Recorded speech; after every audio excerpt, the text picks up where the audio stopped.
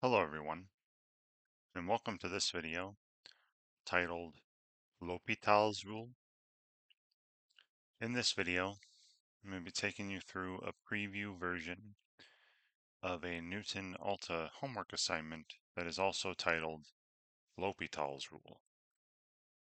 So please understand that this is a preview of the assignment, so the questions I work on in this video may not be the same questions that you see when working on the assignment yourself as a student. But the objectives should be the same, and the methods used to solve the problems should be similar.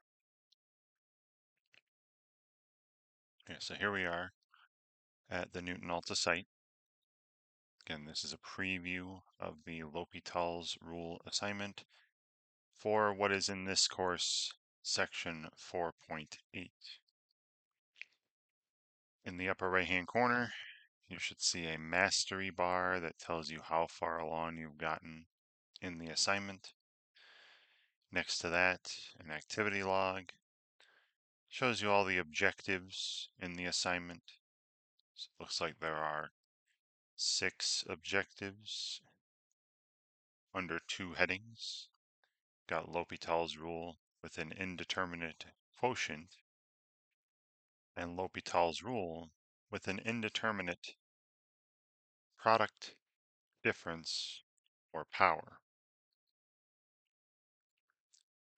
And back on the main screen, you have your current objective, and then beneath that, a question related to that objective.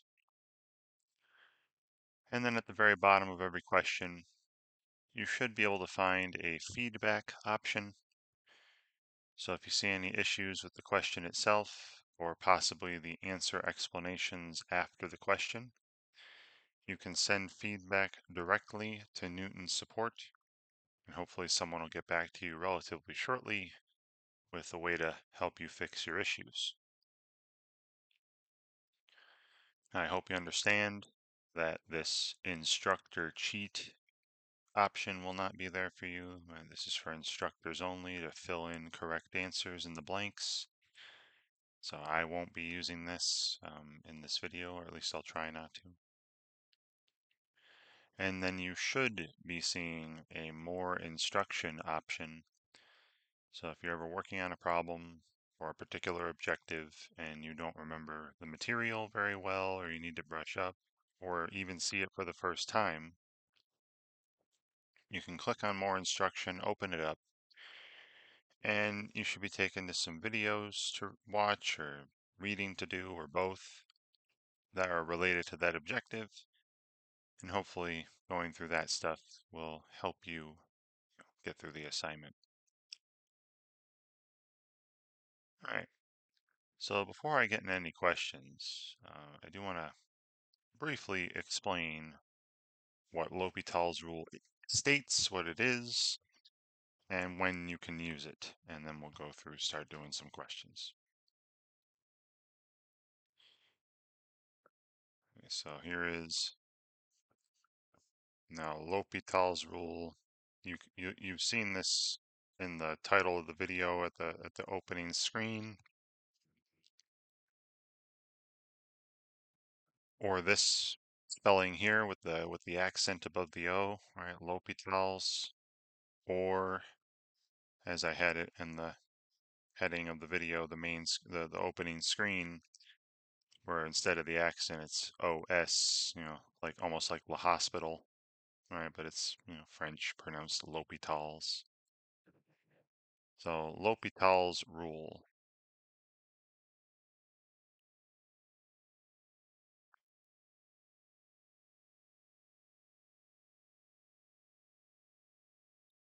So suppose we're given some differentiable functions,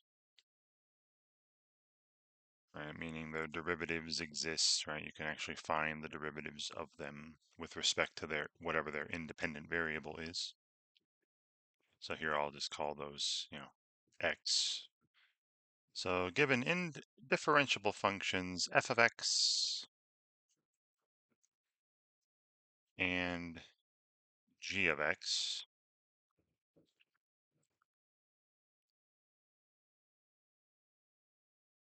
Say you're going to find a limit, right? So L'Hopital's rule is related to limits again.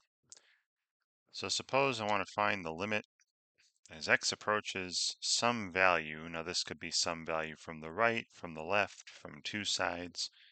It could also be a limit at infinity, positive infinity or negative infinity. Okay, so this a thing here could be really anything you want it to be. So let's suppose we're taking the limit as the independent variable approaches this a value of the ratio of these two expressions, say f of x and g of x. All right, so here's what the rule states. If both of these expressions individually approach 0 as x approaches this value called a, so the limit as x approaches a of f is the same as the limit as x approaches a of g, and these are both 0. All right, so we'll call this the 0 over 0 case, right? Where the if you have x approach a and look at the numerator and denominator separately, they approach 0, each of them. So this will be the 0 over 0 case. So if you're in this 0 over 0, numerators approaching 0, denominators approaching 0 case, then this limit that I was writing up here, the limit as x approaches this a value of the ratio of these, f and g functions of x will be equal to the limit as x approaches this, same value a of the ratio of their derivatives, their respective derivatives. So don't do the quotient rule. I'm not taking the derivative of the whole thing.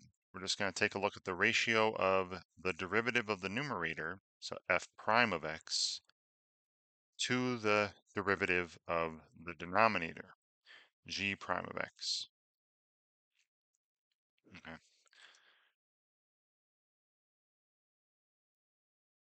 So that's L'Hopital's rule. Now I'm going to be, when I do this, I'm going to be writing L apostrophe H.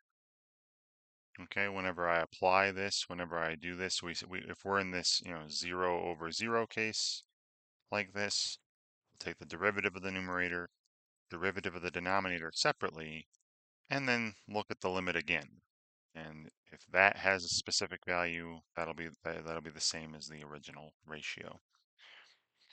All right, so this was the, 0 over 0 case, right, where numerator and denominator are approaching 0. But also the same thing holds for if the numerator and denominator are going to some kind of infinity. Right, so here's another part of it, a second part. If the limit as x approaches, again, whatever a is here, from something from the right, from the left, two sides, some finite value, some infinite value of the numerator is, some kind of infinity. So I'll put positive or negative infinity. But again, this is just some kind of infinity, one of them, because you can't approach both, right?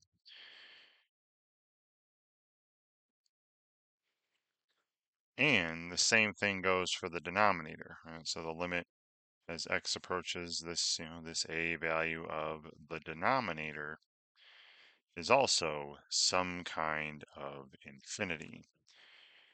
So that this is going to be the numerators approaching infinity, denominators approaching infinity case, the infinity over infinity case. L'Hopital's rule will still apply. So if the numerator is getting very large, positive or negative, and the denominator is getting very large, positive or negative, well, then that's, again, referred to as indeterminate. Right? These 0 over 0, infinity over infinities, these are indeterminate quotients, they'll call them, right? Because you got ratios, quotients, division going on. So you can't tell what they are immediately, right? 0 divided by 0 is meaningless. Infinity divided by infinity is meaningless. So we got to retool things, and this L'Hopital's rule is a way to retool it. So you take the limit of the original ratio, f of x divided by g of x. And again, if the numerator is getting big and the denominator is getting big, then I'm going to be applying this L'Hopital's rule that states that this limit here should be equivalent to the limit as x approaches this a value of the ratio of their respective derivatives, right? So again, you're not doing the quotient rule. You're not taking the derivative of this whole fraction. You're just looking at the derivative of the numerator. So f prime up here, and down here the derivative of g separately, right? Looking at the derivative of the numerator and denominator separately, looking at their ratio, their quotient, and taking the limit. All right, so two cases where you can use this rule, right? And these are the only two. All right, so the 0 over 0 and, some kind of infinity over some kind of infinity cases are, again, they're called indeterminate quotients. Right, you're going to see those words showing up in the assignment headings and objective headings. Right, indeterminate, you can't tell what they are just by looking at those, but indeterminate quotients, right, fractions. And they are the only cases where this rule can be applied, right? Because it's about ratios of the original expressions.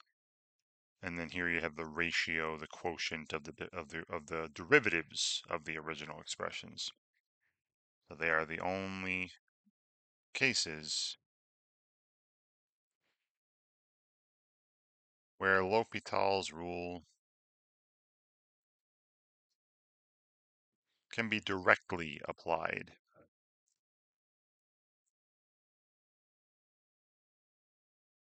Now I say directly, meaning right away. We're going to see some other indeterminate forms for limits in later in the assignment, where L'Hopital's rule can be applied after turning them into fractions. So again, I'll highlight these. These are the only two. I'm going to try to get my expressions later throughout the rest of the assignment to look like these, have these forms, so that this L'Hopital's rule can be, applied. All right. Okay. And if you go into whatever text you're looking at, I'm sure they show you more reasoning behind this and proofs. I just wanted to get out the rule, all right, and start using it. All right, so now we get to our questions. All right, let's go back to the assignment. So this one's the 0 divided by 0. Numerator and denominator are approaching 0 case. Apply L'Hopital's rule to find the limit of an indeterminate form produced by a quotient of this form, 0 over 0. All right, so we are asked to find the following limit. All right, so I'll write this on paper. We have the limit as x approaches 0. All right, so again, remember this means x is not 0. It's getting closer and closer to 0, though. That's as small as you want it to be without actually being 0. And then the expression is this quotient here, this ratio 4 times the tangent of 5x divided by, and then 3 times the sine of 3x. All right. So this is in that 0 divided by 0 case, right? If I have x get closer and closer to 0, remember the tangent of 0 is 0. So this, when x is close to 0, this numerator is going to be close to 0, approach 0. Same thing for the denominator, right? The sine of 3 times 0, the sine of 0 is 0. So again, when x is close to 0, this will be close to the sine of 0, which is also 0, right? So this will be approaching 0 as well. So I'm in this, 0 divided by 0 indeterminate form. So I can apply, I think I'll put L apostrophe H here. I'm going to apply now L'Hopital's rule. So the L'Hopital's rule states that if you're in this case, 0 over 0, infinity over infinity, the limit of the ratio, your original ratio, should be equal to the limit, so we get the limit as x approaches 0, of, then you look at the derivative of the numerator with respect to x, right, with respect to, whatever's changing here. Here it's x, whatever the independent variable is. So the derivative of the numerator over, the derivative of the denominator separately, right, the ratio of their derivatives. So I'm going to be doing chain rule for both of these. Now the tangent of 5x, remember the derivative would be secant squared 5x times 5. So that'd be 20, because you got 4 times 5, times secant squared of this, 5x, divided by, and then the derivative of the sine of 3x would be cosine 3x, but then chain rule, right, times 3, and then you got the 3 out here, so that'd be 9 down here, times the cosine of 3x. All right, so now look at this limit. So remember the secant of 0, the cosine of 0 were both 1. So now the numerator is approaching 20 times, the secant of 0 squared, 1 squared. So the numerator is approaching 20, getting closer and closer to a value of 20. And the denominator, 9 times the cosine, is getting closer and closer to 9 times the cosine of 0. So closer and closer to 9 times 1, or 9. And there's our limit, 29ths, right? Or 2.2 repeating, 2 and 2/9. Now let's, so maybe I'll write that 2.2 forever, right?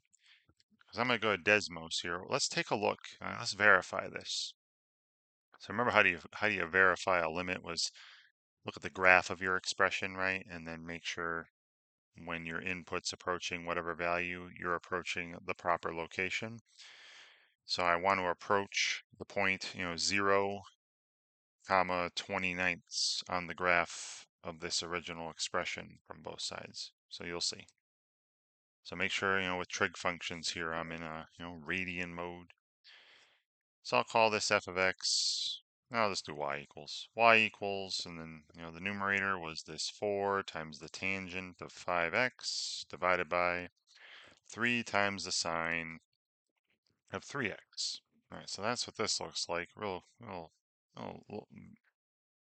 pretty crazy graph here, lots of points, but we're focused on around x equals 0. So look at this point up here.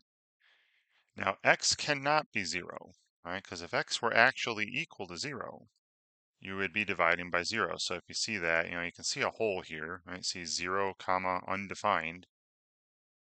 But you see how this point is a little bit above 2? So let me put that point that we said that should be there, right? We said the limit was, as x approached 0, the limit was 29ths. And I'll label this, right? You see how that fills in that hole?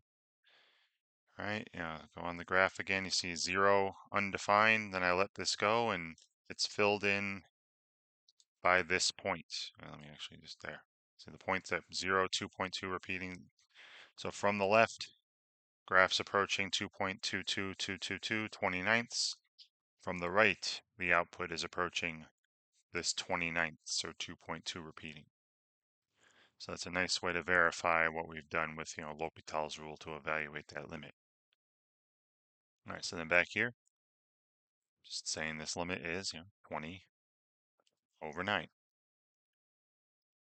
And then once you've submitted an answer, it'll tell you if you're correct or incorrect, and then give you some sort of answer explanation. Right? I would highly recommend, whether you got it right or wrong, to read through your answer explanations. If you got it right, maybe they do something in a way that's more efficient than what you did, and you'd like to, try that for when you see future questions that are similar. I would definitely read through the answer explanation if you got it wrong, though, right? And hopefully you can figure out where you went wrong and learn from your mistakes, for future questions that are similar. Okay. I don't know why that came up. All right, sorry about that. Microsoft Edge throwing stuff at me. Okay. So now we're still in this, still the same objective here, the 0 divided by 0 case. So I'm going to write this up. I got a lot of room on my paper here. Let's keep using this same page. So now we're asked to find the limit as x approaches, 0 again. It's not always 0. This L'Hopital's rule can be applied, when x approaches something else, as long as the numerator and denominator are both going to 0 or both going to some kind of infinity. You can apply this L'Hopital's rule. So the numerator is 9 times e to the 5x power, then minus 9. And the denominator is 2 times the sine of 3x. So once again, if x gets close to 0, this would get close to e to the 0, which would be close to 1. Right? Anything to the 0 power is 1. So then this first term here would be close to 9, and the numerator would be close to 9 minus 9, which is 0. So the numerator is approaching 0. And just like in the last problem with the sine and the denominator there, right? Remember, this is getting closer and closer to the sine of 0. So denominator is also getting closer to 0. So we have, once again, this 0 over 0 case. So I can apply L'Hopital's rule if I wish, and I do wish.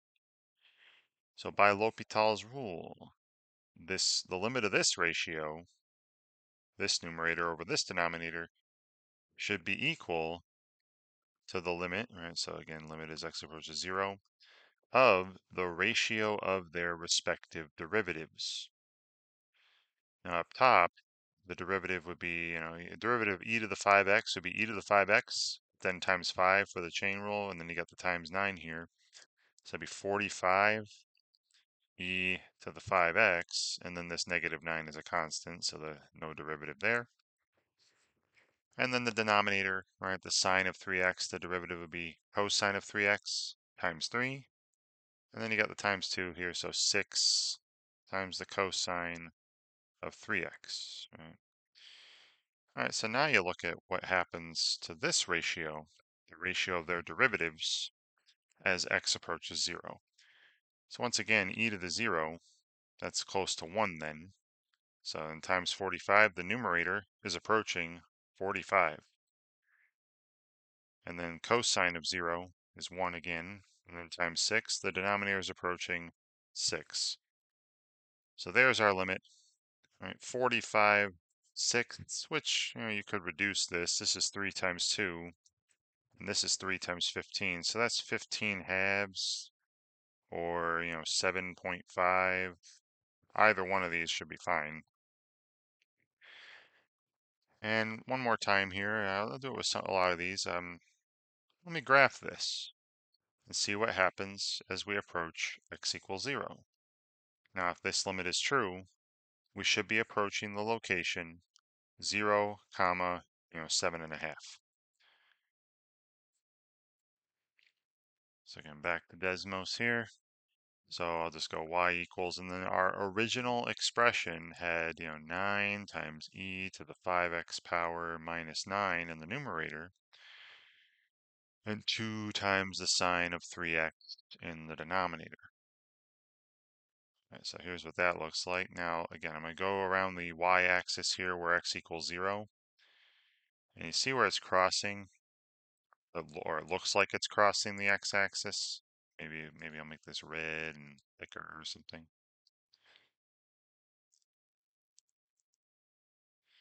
So you see how, now at 0, there's nothing, right? There should be, like, yeah, see 0 undefined. See, there should be a hole there.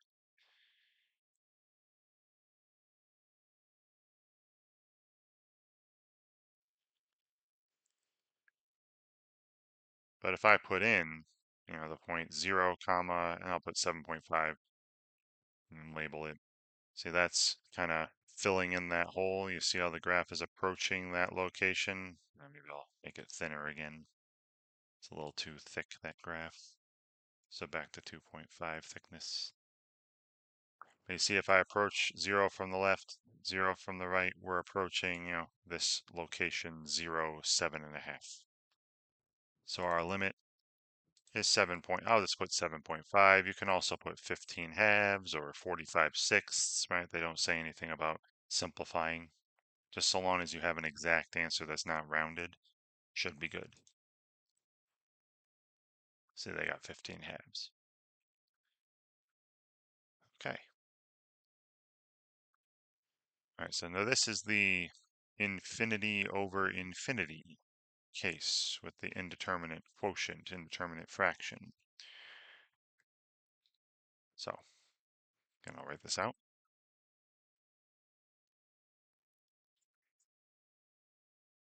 So this has a polynomial divided by another polynomial, which if you know anything about rational functions, you don't really need L'Hopital's rule to tell you what this limit is, but still, I want to practice applying it. So we're taking the limit as x approaches infinity, right? This is positive infinity, so x is getting larger and larger positive. And my numerator is negative 5 times x minus 5.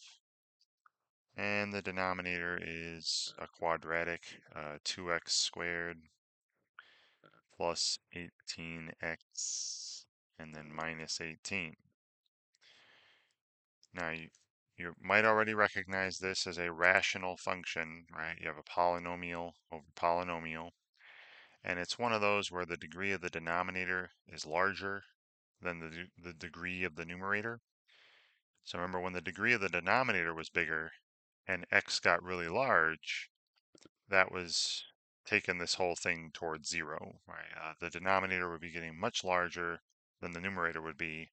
So this expression would be getting very, very small, approaching 0. So we'll see when we're all done with this that the limit is 0, and I'm going to be typing in 0 at the end.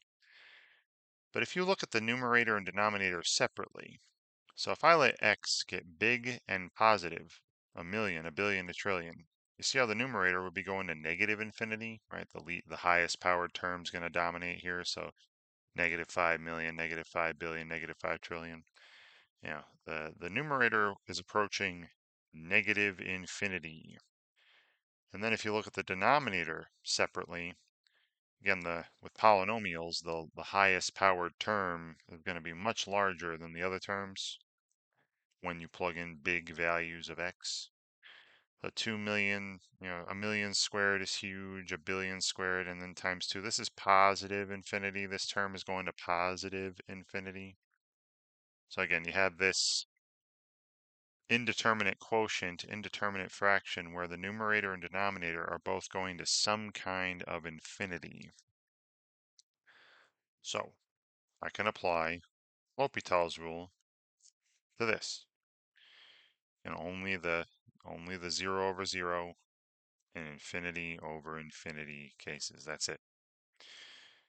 So by L'Hopital's rule, the limit of this fraction, this ratio, should be equivalent to the limit as x approaches infinity of the ratio of their respective derivatives. So the derivative of the numerator would just be, negative 5 And the derivative of the denominator would simply be 4x, plus 18.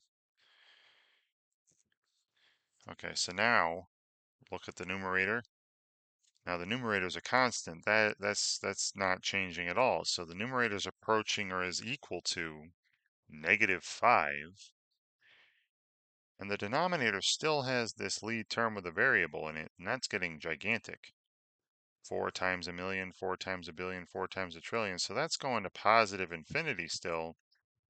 But you may remember that if the numerator is constant, like -5 here, and the denominator is getting large positive, large negative, the value is going closer and closer to 0. So the limit is 0. Now on a graph, that would mean, the graph of this, if you looked at the graph of this function, that means, as I move to the far right, as x goes to infinity, right, you think of the x-axis, as I go this way on the x-axis, the graph should be approaching the x-axis. The x-axis is y equals 0. So the graph of this will be, now it might be going from below. I think it's going from below based on this down here, but it'll be approaching, getting closer to the line y equals 0. And we'll see that. All right, let's go again. Go verify this with Desmos. Go to a graph. Can't hurt. So again, here was my original expression. We'll say y equals, the numerator had -5x minus 5. And the denominator had 2x squared plus 18x and then minus 18. And I'll change the color on this again to red. Now, if you go back, zoom out, you see on the far right, the graph, it's coming from below. The graph is approaching a value of 0. The output is approaching a value of 0. Y equals 0. All right, here's y equals 0. Change the color on that too. Make it dashed or something, right? That is definitely a horizontal asymptote. The graph as I approach infinity, go to the right forever.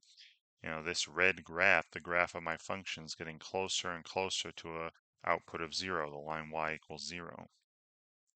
So I would say the limit is 0. Now, if I see a problem like this after this with a rational function and taking a limit at infinity, I'm just going to quickly state it. All right.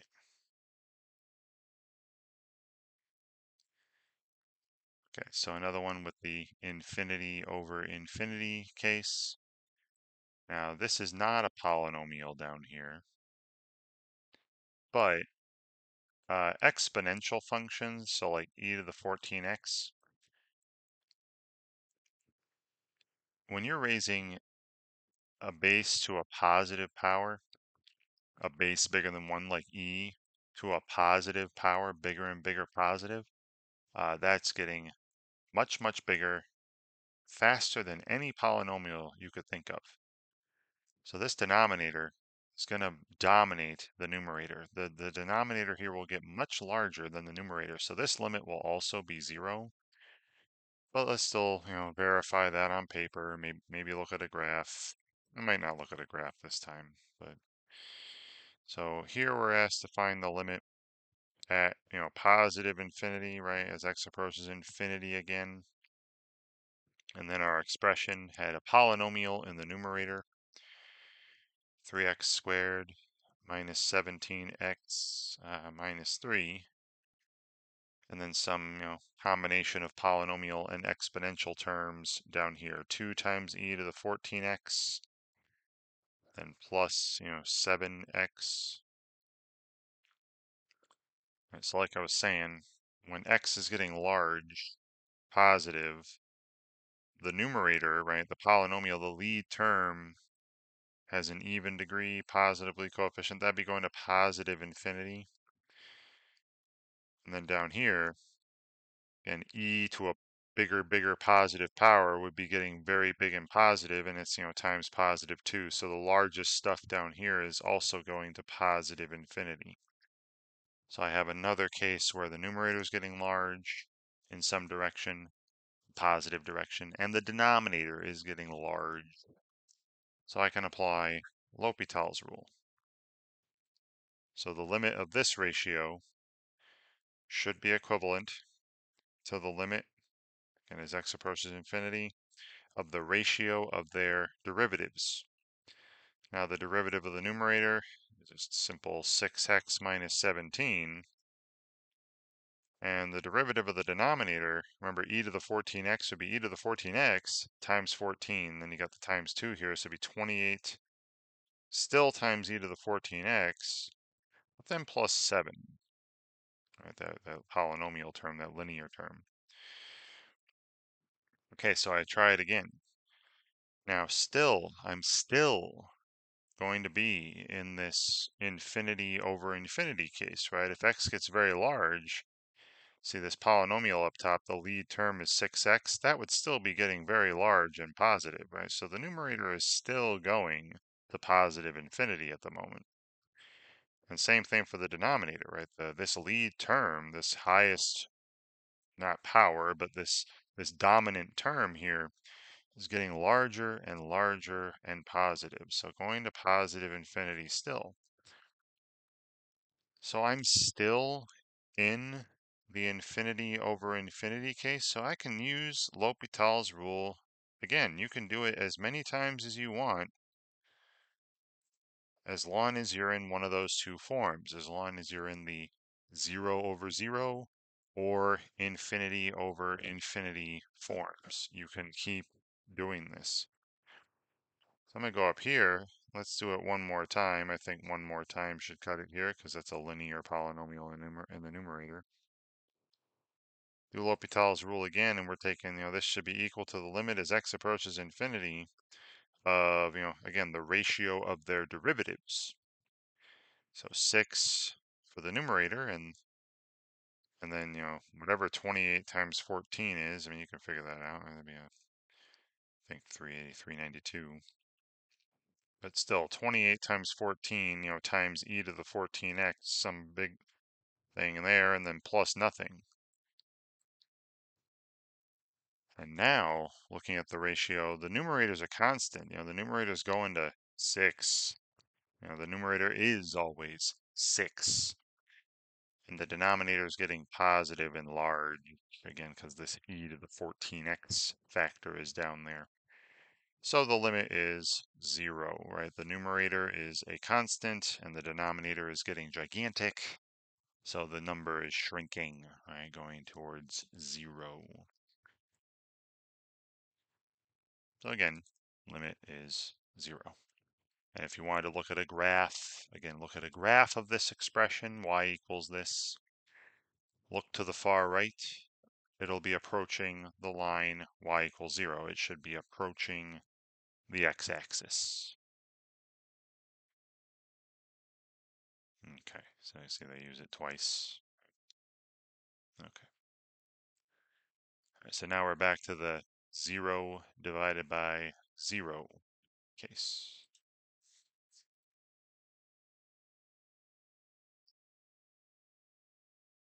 So here we're taking the limit. So now it's x approaching -2. So not 0 or infinity all the time, right? So this is x approaches -2. And the numerator has the natural logarithm of 6x plus 13. And the denominator is a polynomial x squared plus 11x plus 18. All right, so I know it already said in the objective, that we're in this 0 over 0 case, but think about it real quick. Just if x got close to -2, this would be close to -12 plus 13, which is 1. Remember the natural log of 1, the log of 1 was 0, so the numerator became closer and closer to 0. And the denominator, -2 would be getting close to -2 squared, which is 4. 11 times -2 is -22. So 4 plus negative 22 would be negative 18 plus 18 is 0, right? So the denominator would also be getting closer and closer to 0. So I'm in this 0 over 0 case, meaning I can apply L'Hopital's rule if I wish. So the limit of this ratio, right, should be equal to the limit as x approaches negative 2 of the ratio of their derivatives. Now, the derivative of the natural log of something, remember, was 1 over that thing, the reciprocal of the expression inside, so 1 over 6x plus 13, but then times 6, right, a chain rule. So that's the numerator. Now we're going to get a little complex fraction here, and I'm going to tell you that sometimes you might have to simplify results.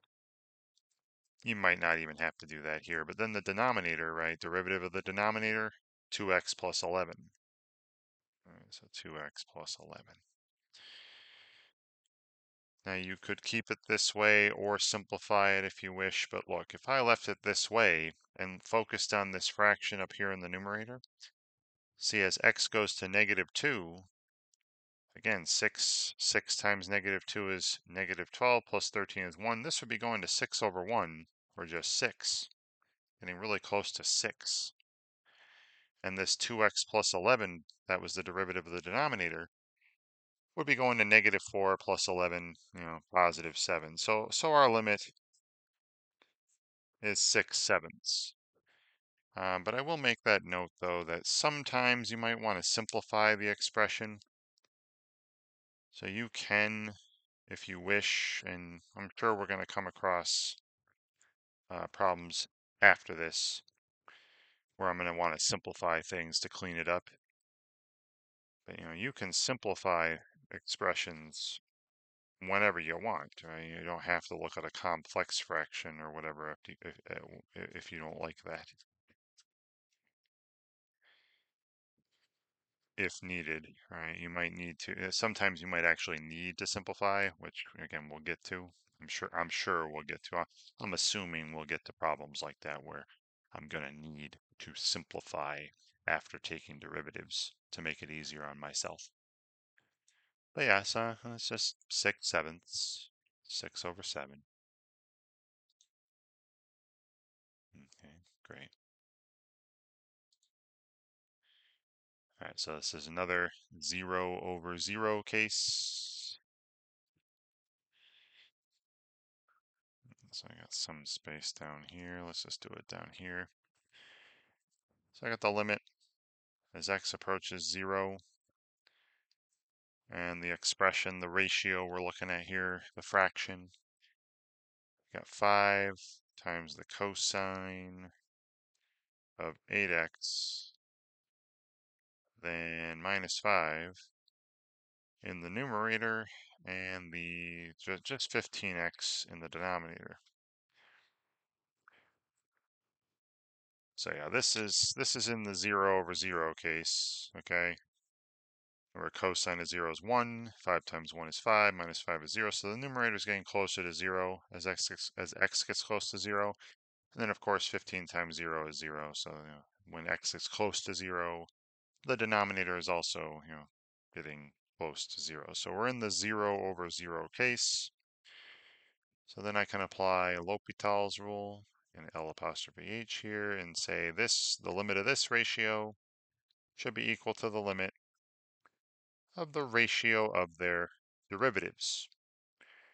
Now the derivative of the numerator would be, remember the derivative of cosine of 8x would be negative sine, or the opposite of sine of 8x, times 8. Then times the 5 would make that negative 40, right? So negative 40 times the sine of 8x, and the denominator would just be 15. So now the numerator is getting close to 0, and the denominator is just always 15, and 0 divided by 15 is 0. So once again, the limit is 0.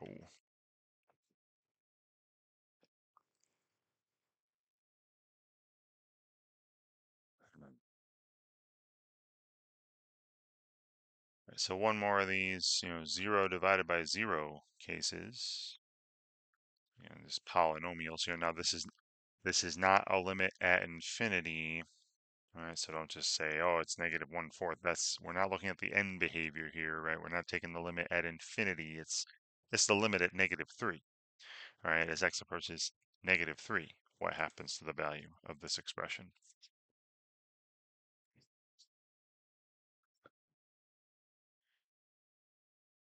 So limit as x approaches -3, x cubed plus 27 in the numerator, and this, -4x cubed minus 24x squared plus 108 in the denominator. All right, so again, they're telling us it's in the 0 divided by 0 case, right? This numerator would be approaching 0, right? -3 cubed is -27 plus 27, so it's closer to 0. Same thing for the denominator, and you can check by kind of plugging it in. I don't feel like doing that. Just, it's going to be 0. We're told that here. So I'm in this 0 over 0 case. So once again, I can apply, L'Hopital's rule. Say the limit of this ratio should be equal to the limit as x approaches -3 of the ratio of their respective derivatives. Derivative of the numerator is 3x squared, and the denominator is -12x squared minus 48x.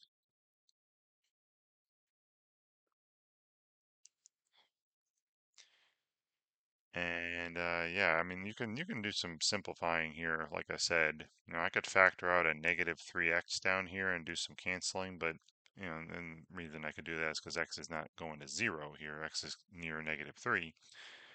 But still, I'll leave it this way. -3 squared is 9, times 3 is 27. The numerator is approaching, positive 27. And then the denominator, -3 squared is 9 again, times -12 would be -108. And then -3 times -48 would be positive, 120 and 24, so positive 144. And 144, minus 108 would be 36, right? Positive 36. So the denominator is approaching, 36. Now I can put this is totally fine. But this is 9 times 3, this is 9 times 4, so this is 3/4 or 0.75, right? The limit is 3/4.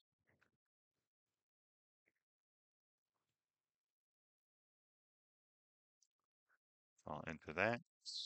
Wonderful. All right, so that objective with the 0 over 0 cases is done. So they'll have us finishing the infinity over infinity cases before we get into the other indeterminate forms that are not, directly ready to use the L'Hopital's rule. All right, they're not in the 0 over 0 or infinity over infinity cases like these have been. All right, so I'll write this one up. Got some space here. We got the limit as x approaches infinity, right? This is positive infinity of, some quotient, some fraction, some ratio. The numerator, -4 times the natural logarithm of x to the 5th power, which if you, again, want to simplify things, you can pull the 5 out using properties of logarithms, if you want.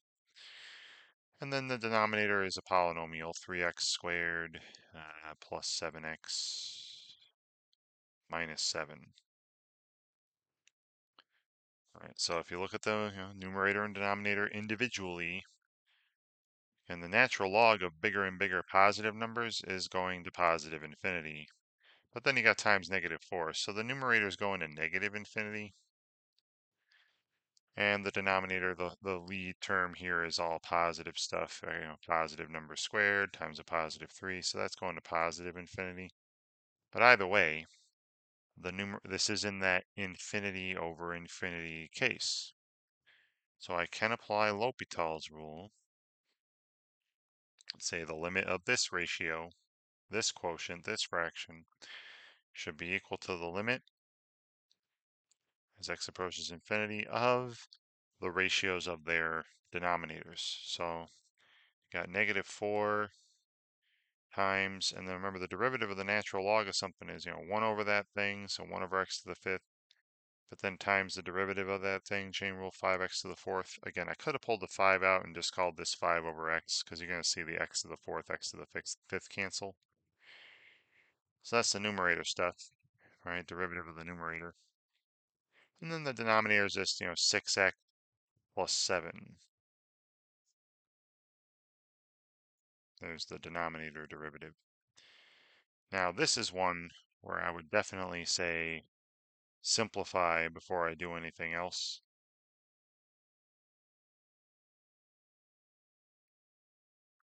This is kind of ugly. So that expression, the numerator, you got -20, divided by x, when x to the 4th over x to the 5th, and then divided by this 6x plus 7. But remember, when you divide by something, you multiply by its reciprocal. This is the same thing as 6x plus 7 over 1. So that would just, if you multiply the top by the reciprocal of this, that's just going to put this 6x plus 7 in the denominator with the x. So now I have x times 6x plus 7, which if I multiply that out, this will be -20 over 6x squared, plus 7x. All right. So let's take a look. Now, notice I'm not using L'Hopital's rule here. I'm just rewriting this expression here after taking the derivatives, just rewriting it in a different way. So now, let's go off to the side here. I got a little more space. We got this. So now we're taking the limit as x approaches infinity of this, -20 in the numerator and 6x squared plus 7x, a polynomial in the denominator. So this is 0, right? The numerator is approaching -20. All right, it's a constant, and the denominator will be going to positive infinity. So again, that's 0. Remember, when the numerator is a constant and the denominator is getting really large, that is getting really, really small, right? Going toward 0. So this has a limit of 0. All right. All right, so this one's very similar. Yeah, this is almost exactly the same. They just have a different power here, and that's it. But all right, so this I feel like this is gonna be 0 again. All right, so this time I'll actually use the property of logarithms initially. So we're taking the limit as x goes to, it's still positive infinity here. 6 times the natural log of x cubed divided by a polynomial, -4x squared plus 5x plus 9. So again, I'll use properties of logarithms. Now, so this is not L'Hopital's rule. This is not L'Hopital's rule. I'm just rewriting the expression. Remember the power property for logarithms, something to a power, and here I can pull that power out. 3 times 6 is 18, so this is 18 times the natural log of just x in the numerator, divided by this, -4x squared plus 5x plus 9. All right, so now if I look at the numerator, it's going to infinity, positive infinity, right? When x gets large, the natural log of a large number is large, right? And the denominator would be going to negative infinity, right? You got a negatively coefficient on that highest powered term.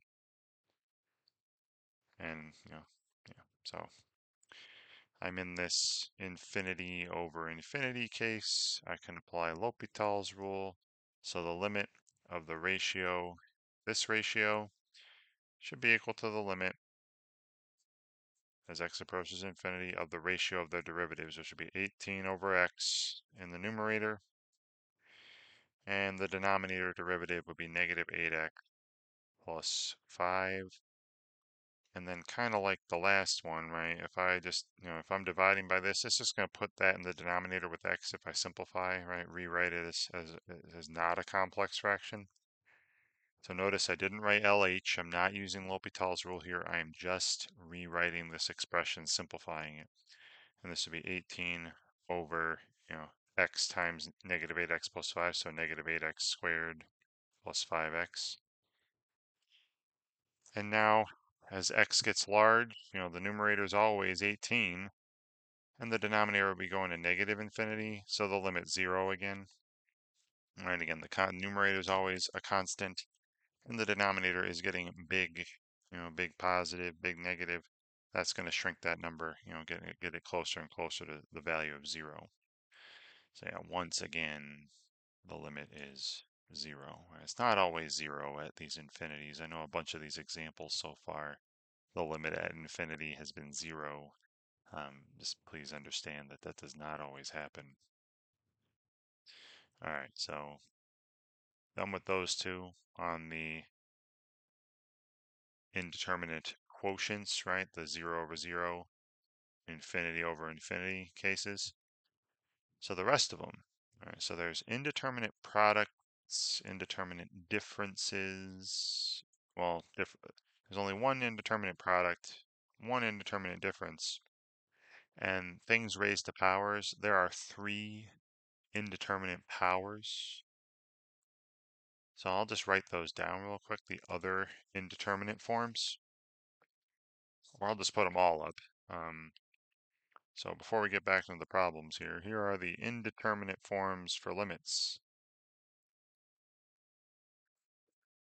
that we'll come across.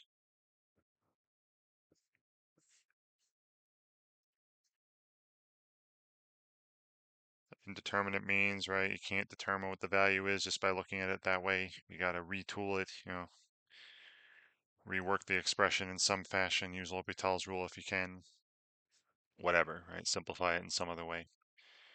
So again, you already saw the quotients, right? So indeterminate quotients, you got the 0 over 0 case, the, some kind of infinity over some kind of infinity case. And it's in these cases you can use L'Hopital's. Right? I know I already wrote this, but I'm just going to write it again. Right? All right.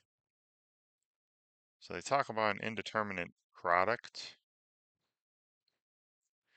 So this is where you're looking at a product of two things, and one factor is approaching 0, and the other factor is approaching some kind of infinity. All right, so something incredibly small multiplied by something incredibly large. That is not good. You can't say what the limit will be just by looking at this. Don't say, again, this is not equal to 0. We're talking about a factor approaching 0, getting close to 0. If this were actually equal to 0, then the product would be 0. But, we have something approaching 0 times something getting large. That's indeterminate. Then you have an indeterminate difference, or you could also call this an indeterminate sum, because remember, subtracting is just adding the opposite. So the indeterminate difference is when you're adding things, subtracting things. If one of the terms goes to positive infinity, and then the other term goes to negative infinity. So you're adding things, and one term gets large and positive, the other term gets large and negative. Or you could call this, one term's going to positive infinity, and then add to that, the other term's going to negative infinity. All right. Okay, so, but again, as long as you're at, so they don't, one term's going one way, the other term's going the other way. All right. Because if they were both going to positive infinity, then it would just be positive infinity.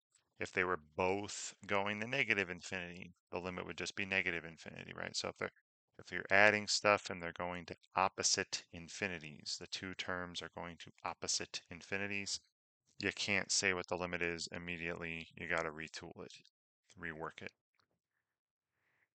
All right, and then you have these indeterminate powers. It says with things with exponents. So again, there are three of these. All right, there are three of these. So one of them is 0. So you have a base and a power where the base is approaching 0 and so is the power. So 0 raised to the 0 power. Again, this is not equal to 0. This is not equal to 0. These are approaching 0. Another one would be 1 to the infinity. All right, 1 to the infinity, some kind of infinity power.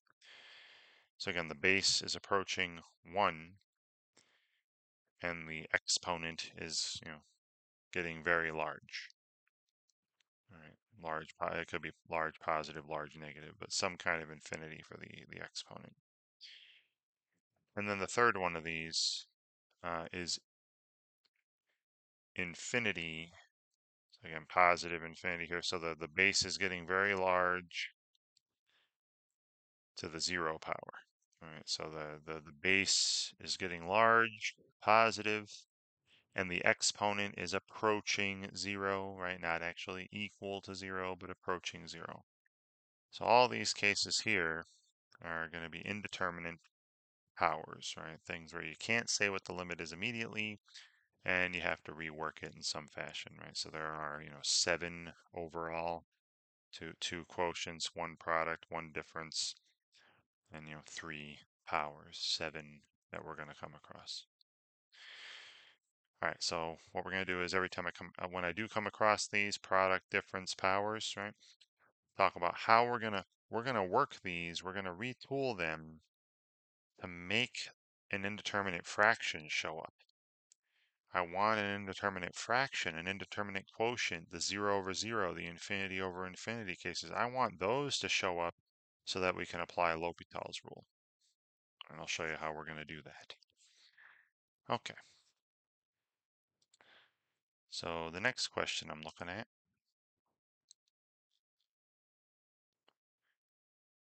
we have indeterminate product.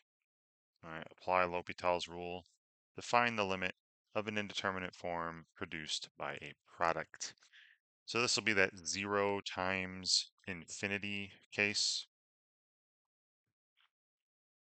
So we're looking at the limit as x approaches, this is 0 from the right, right? So remember that means you'd only be plugging in positive values for x, right? That are close to 0, 0.1, 0.01, 0.001, etc.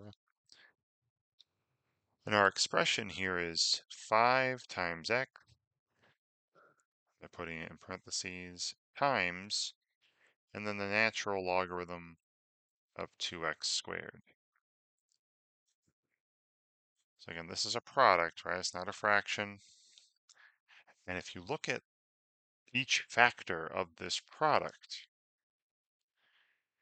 see how this 5 times x, if x gets close to 0, so does this, right? This will get close to 5 times 0. So one factor is approaching 0, and the other factor in the natural log of something, well, if you put in something small, the natural log of a small positive number is going to negative infinity if you remember your logarithm graphs, right? Natural log graph. So this natural log of 2x squared, when x is getting super small, is going toward negative infinity. So I have this 0 times infinity indeterminate product, right? Something small times something large. You can't really say what it is. So what we're going to do with these indeterminate products is I'm going to rewrite this. Sorry, that's an R. rewrite as a fraction. So remember that when you multiply by something, that's the same thing as dividing by its reciprocal.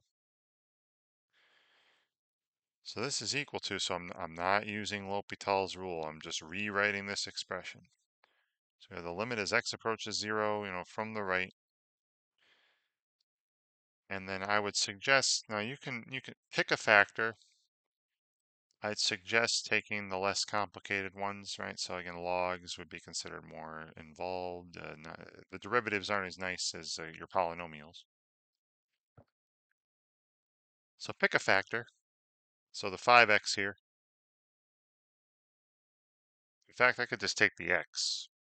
I'll leave the 5 up here. I'll leave the 5 up here with the natural log. Just take the x. What makes this factor 0? Take the thing that makes the factor 0, and instead of multiplying by it, I divide by its reciprocal.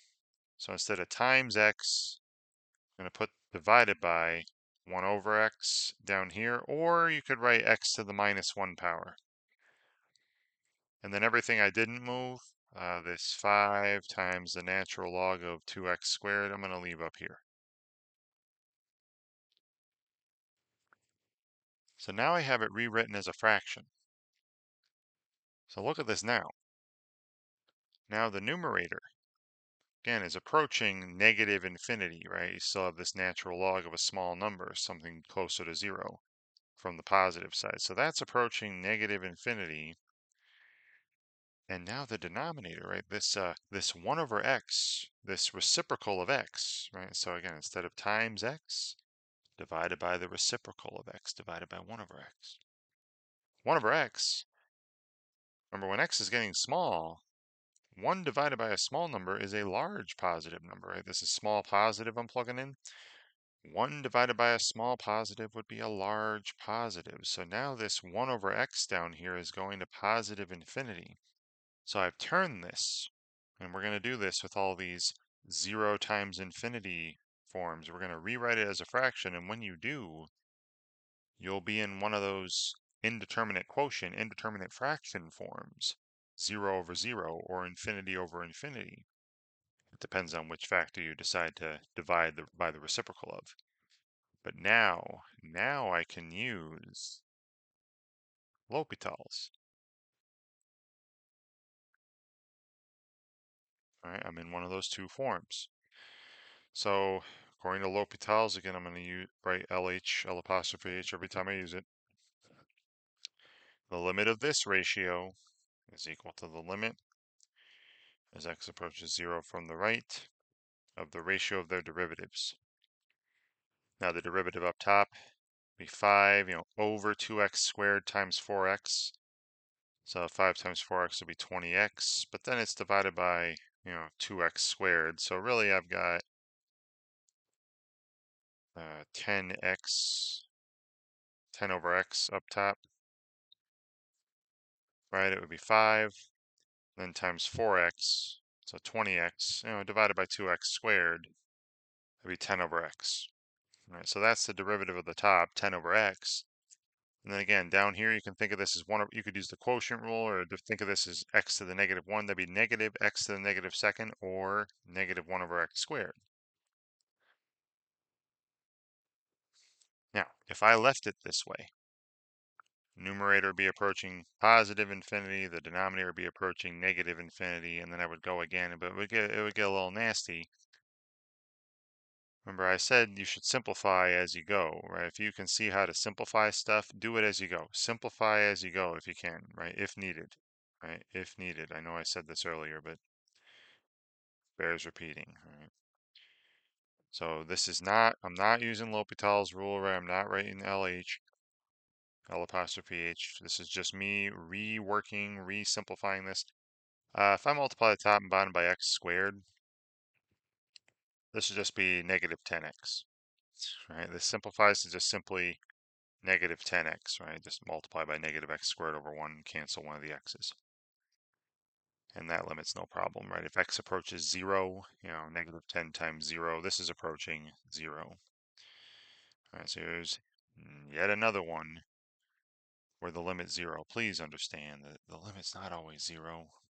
It happens to be 0 for a lot of these, and maybe they should have thought of some different examples to pop in here. But this limit is also 0.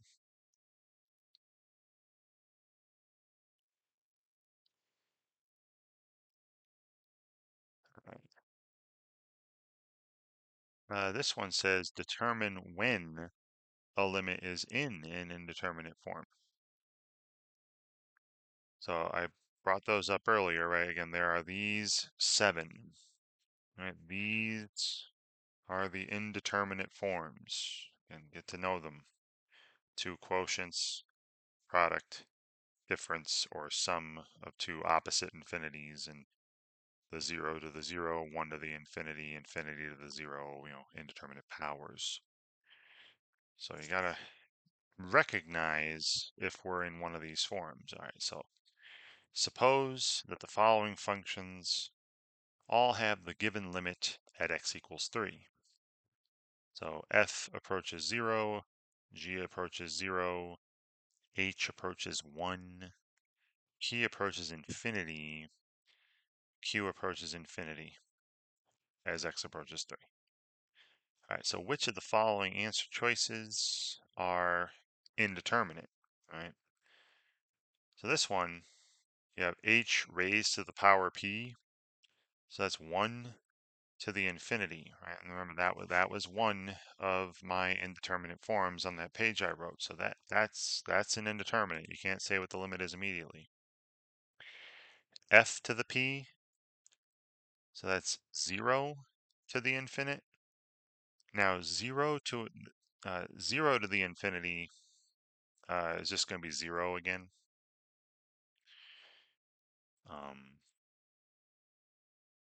Because you take something small, raise it to larger and larger powers, it's just going to get smaller and smaller. So that would be, you can tell what that is. 0 to the infinity, something approaching 0, raised to something getting large and positive, would still be going to 0.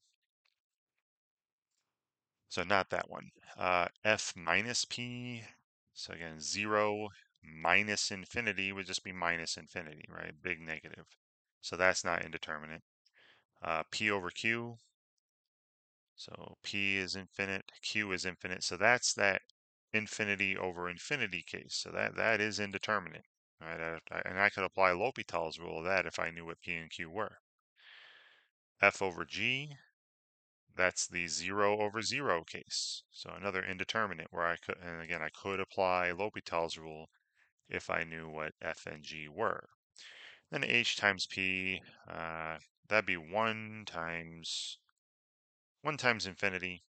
Well, if you have something near 1 multiplied by some big positive number, it's still going to be big and positive. The limit would still be infinity. You can tell what it is.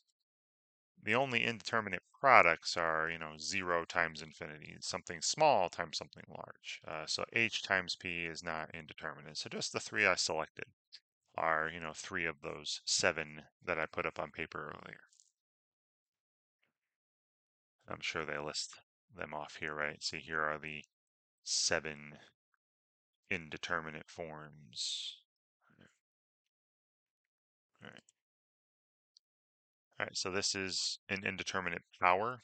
All right, so again, this will be of one of those forms with the, the base going to 0, power going to 0, so 0 to the 0, or 1 to the infinity, right? Base going to 1, power going to infinity, or the infinity to the 0, right? Base is getting large, and the power is getting small. Right, those are indeterminate. So this will be one of them.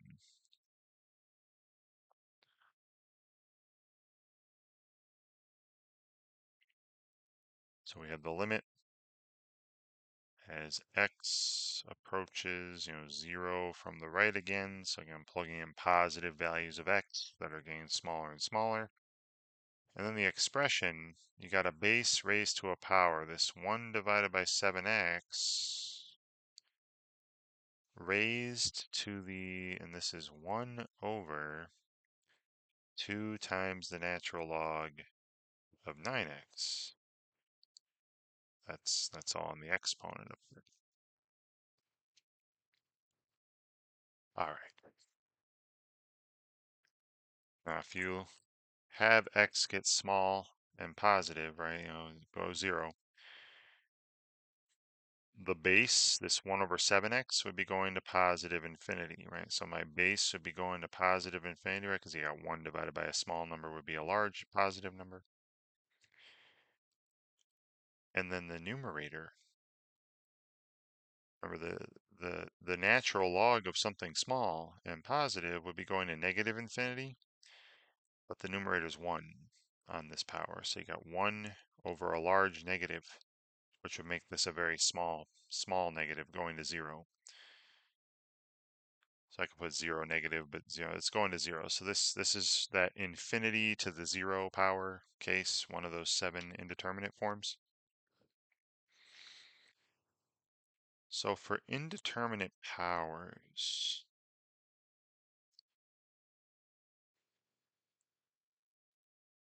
like this, right? The 0 to the 0, 1 to the infinity, or infinity to the 0 cases,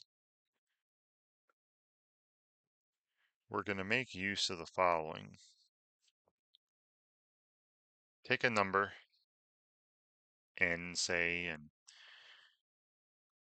just note that n is the same as e raised to the natural log of n. Because remember, e and natural log are inverses, so this would just be n again. And then we're going to use some properties of logs. So this is the retooling of the expression. I'm in an indeterminate form. I got to rework this somehow. So I'm going to take this 1 over 7x raised to the 1 over 2 times the natural log of 9x and write it this way as e to the natural log of this, right? So this thing here, this 1 over 7x raised to the 1 over 2 times the natural log of 9x. All right, so that's a lot of writing, but the reason for it, right, when we have indeterminate powers, is we can use that power property of logs and pull our power outside here. So now I have e raised to the, 1 over 2 times the natural log of 9x, and then times the natural log of just 1 over 7x.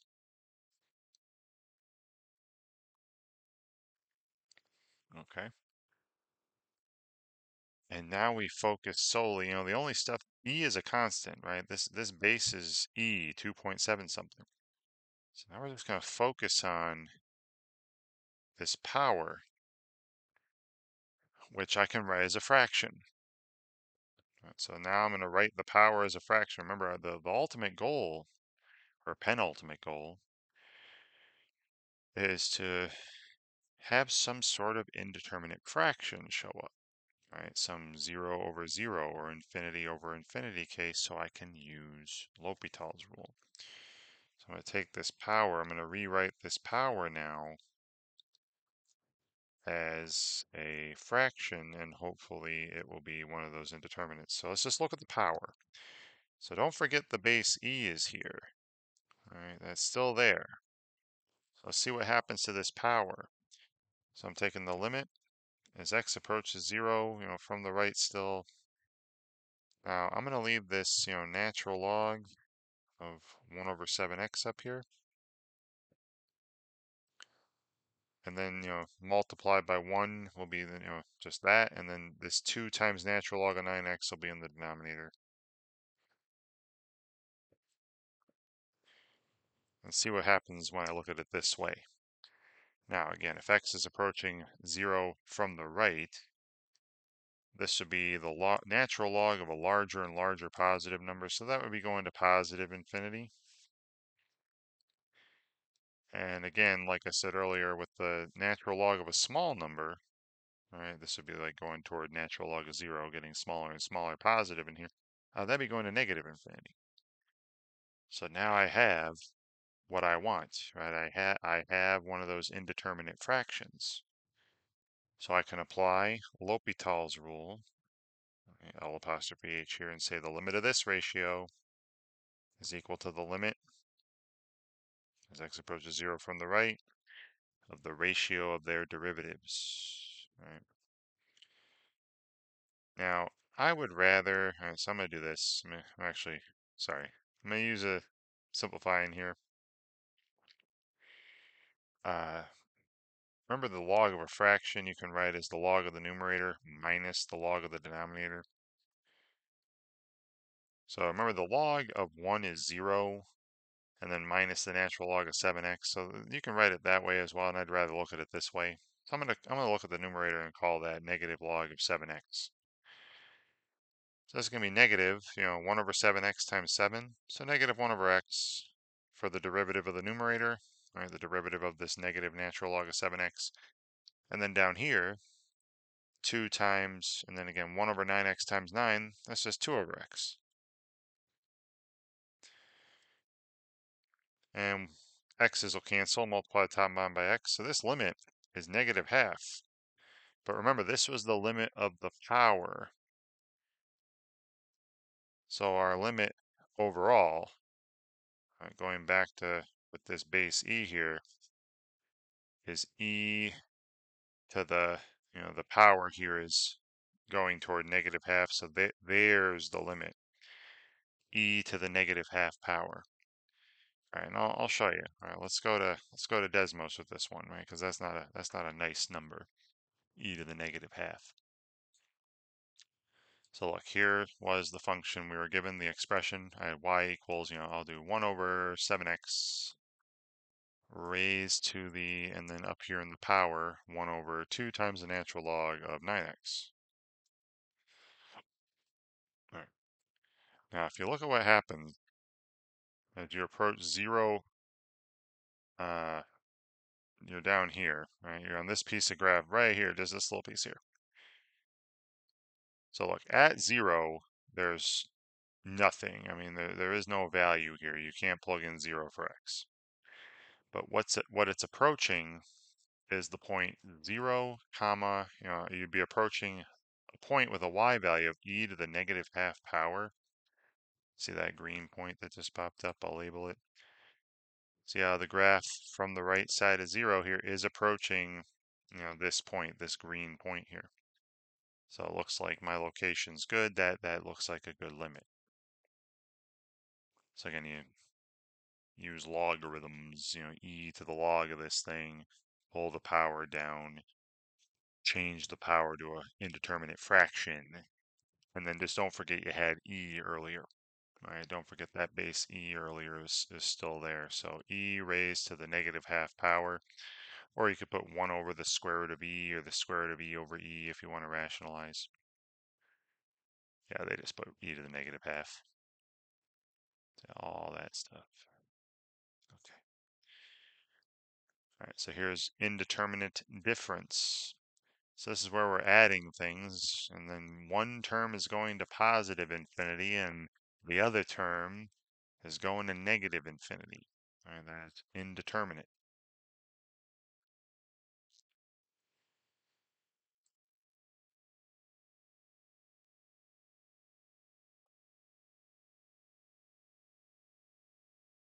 So here we have the limit as x approaches infinity, positive infinity of, and then the first term in this sum is negative 5 times the natural logarithm of x to the 5th power, which I'm going to use that power property, pull that out in a second. So then we got plus x squared. Right. So again, I'm just gonna rewrite this. I'm not using L'Hopital's rule.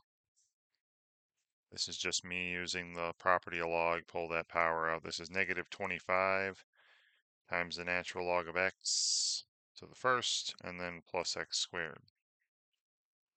Okay, but you see if x goes to infinity, this first term of the sum would be going to negative infinity, right? Because the natural log of a big number is big, big positive, but then you got times negative 25 here, which would make it a big negative number.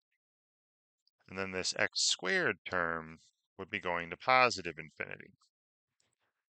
All right, so you got two terms, one going to positive infinity, the other going to negative infinity being added. This is indeterminate. So again, what I want to do is try to rewrite this. Maybe factor stuff out, or if they were fractions, put them together. I'm going to try to rewrite this in some way that a fraction, an indeterminate fraction, will show up.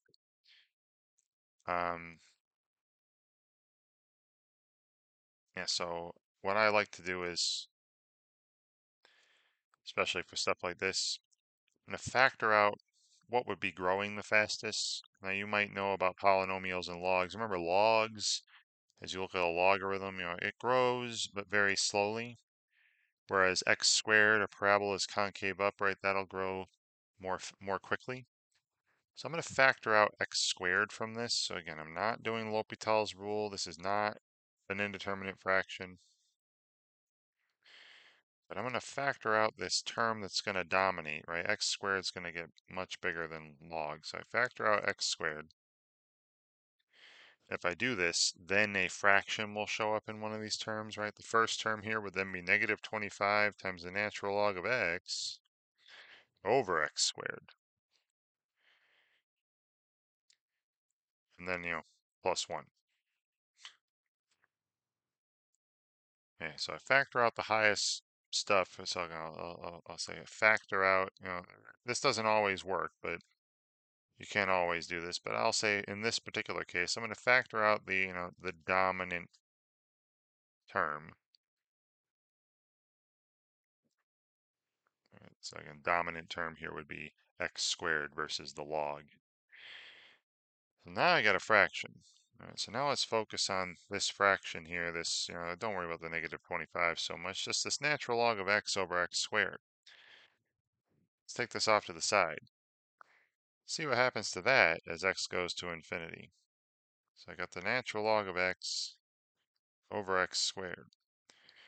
So that's the positive infinity over positive infinity case. Now I have a case where I can use L'Hopital's rule. L apostrophe H. And the limit of this ratio should be equal to the limit of the ratio of their derivatives, which again will be 1 over x up here, divided by 2x down here, which is just, this is 1 over 2x squared. So this limit is 0. All right, this limit is 0. So what I'm getting is this x squared that I factored out, that's going to be going to positive infinity. And then this term left over after factoring out that dominant x squared, the first term in here is going to be approaching 0, as we saw over here. And then you still got this plus 1. Well, what's some large number times 1? That's still a large number, right? So this limit is infinite, positive infinity.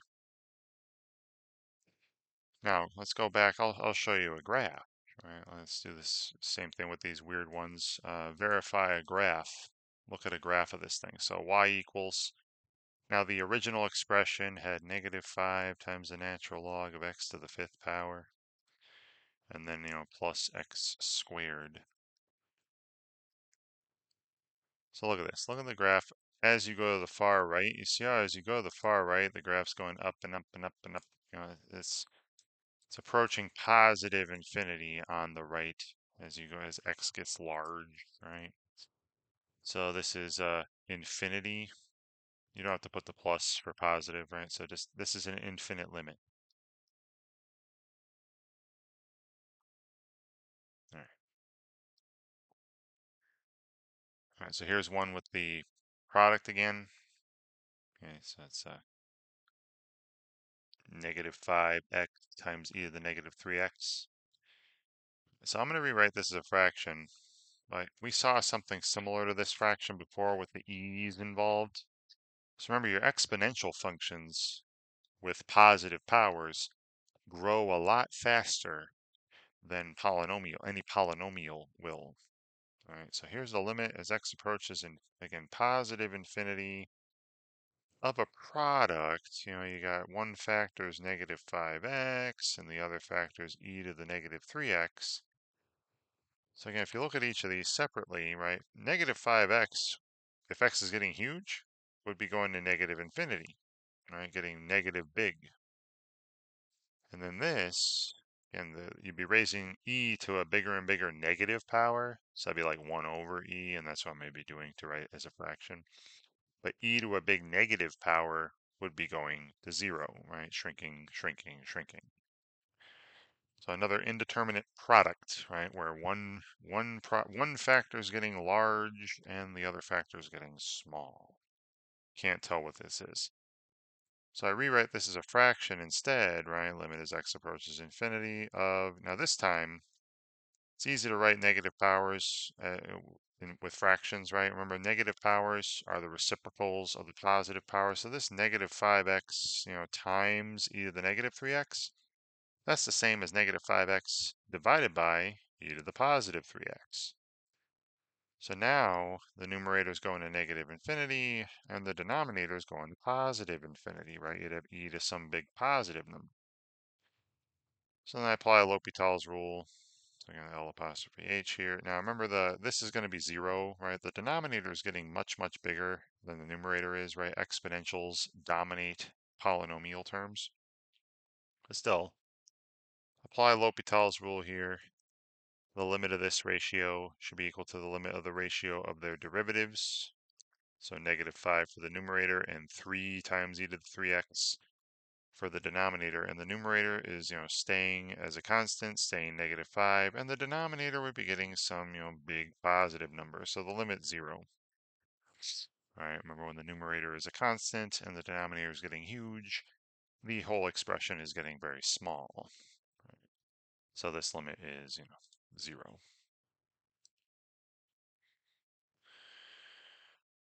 Okay.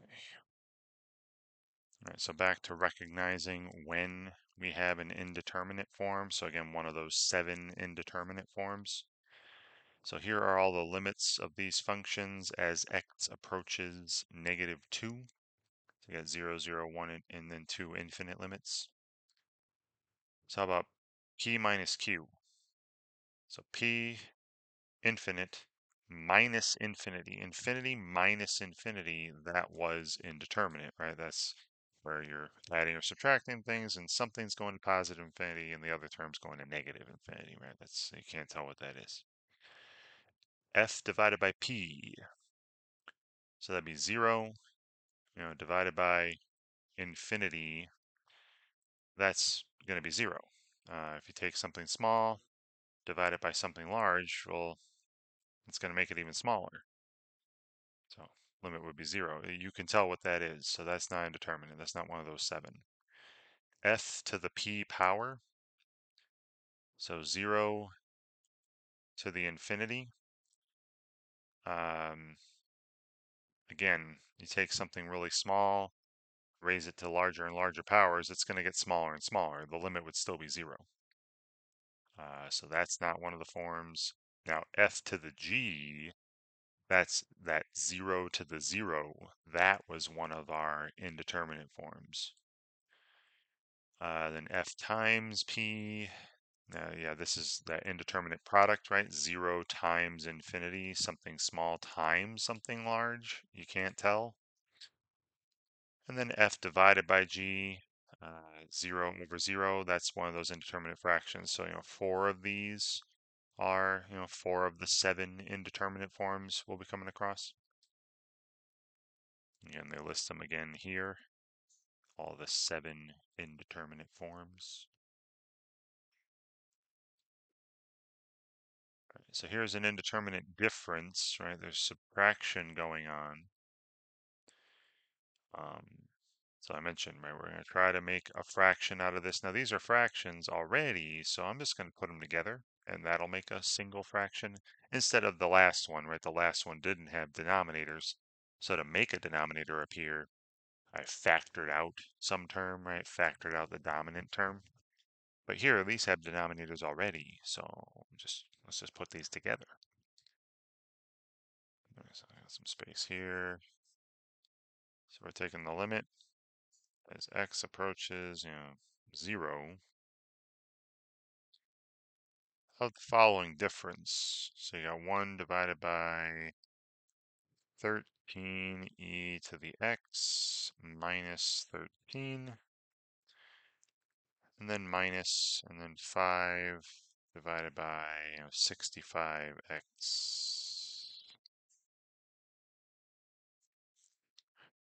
Now, it's a two-sided limit, but if you look at both sides, you're going to get the indeterminate form either way, right? If x approaches 0 from the right, this would be 13 times e to something a little bigger than 0 would be a little bigger than 1. So it'll be a little bigger than 13 minus 13. That's 1 over some positive small number.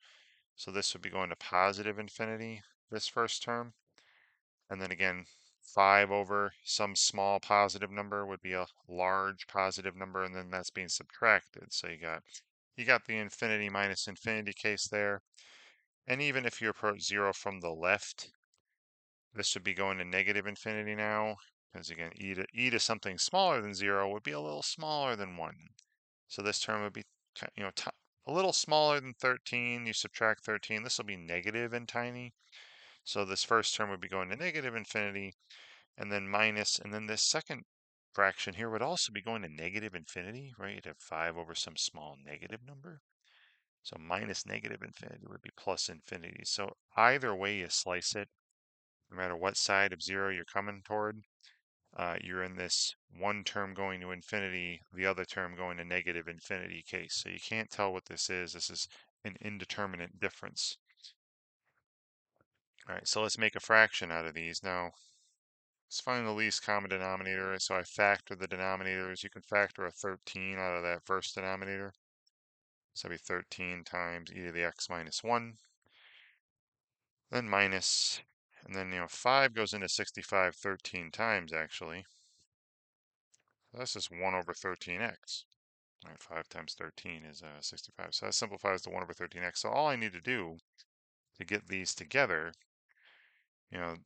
multiply this by x over x, and this by e to the x minus 1 over e to the x minus 1, right? That way they'll have the same factors in the denominator. So now what I'm doing is I'm taking the limit as x approaches 0 of, and when you put the numerators together, now I'll distribute the negative. So this will be x, minus e to the x plus 1. And then down here we got this product, 13 times x times the quantity e to the x minus 1. And I'm going to leave it that way because I'll be doing the product rule down here when we take its derivative.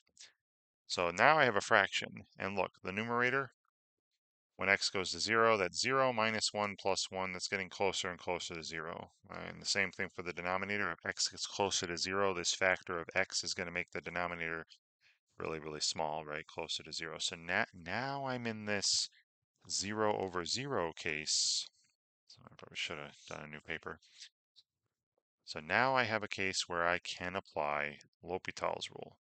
So again, L apostrophe H here. The limit of this ratio, this fraction, should be the limit of the ratio or the fraction of their derivatives. Now the derivative of the numerator would just be 1 minus e to the x. Right. And the derivative of the denominator, I'm going to do the product rule, right? This is a product. So where I leave the first one alone times the derivative of the second factor, let's say e to the x minus 1 is the second factor, would just be e to the x. And then plus, and then I leave the second one alone times the derivative of the first factor is 13x, so it'll be 13 times this e to the x minus 1. Okay. So let's see, if I have x approach 0, this numerator is approaching 1 minus 1, so it's still approaching 0. And the denominator is still approaching, the first term down here is approaching 0. And the second term down here, 1 e to the 0 minus 1, still approaching 0. All right. So I'm going to have to do it one more time. Remember, if I'm still in one of the 0 over 0 or infinity over infinity cases, I can do it again. So I'm going to do it again. L'Hopital's rule. Well, you might be able to simplify this, but let's do L'Hopital's rule one more time here. This should cut it. So limit as x approaches 0 of the ratio of these, the derivatives of these. Now the derivative of this one up top would just be negative e to the x. And then down here, I got to do the product rule for this one. So let's do 13x, times e to the x. That'd be 13x e to the x plus 13 e to the x. And product rule with these two factors, 13x and e to the x. And then this should be 13 e to the x, minus 13. So the derivative of that, the negative 13 would be 0, and then you just got another 13 e to the x. So that's going to make this 26 e to the x down here. So I'm just going to turn this into 26, right? You have another 13 e to the x, right? So there's the derivatives of those numerators and denominators now. And now as x approaches 0, the numerator will be approaching the opposite of e to the 0, negative 1. And the denominator will be approaching, this term would be approaching 0 still, but then this one would be approaching 26. So negative 1/26 would be our limit here.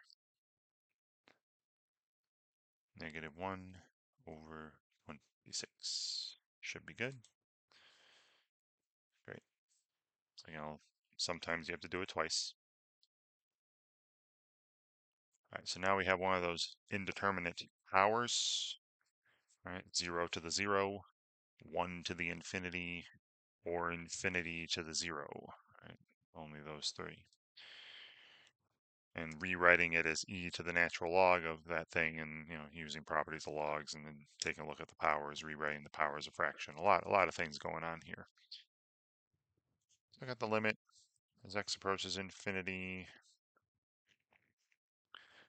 and this is the base is 8x, and the power is 2 over x. So the base should be getting big positive, right? Base is going to infinity.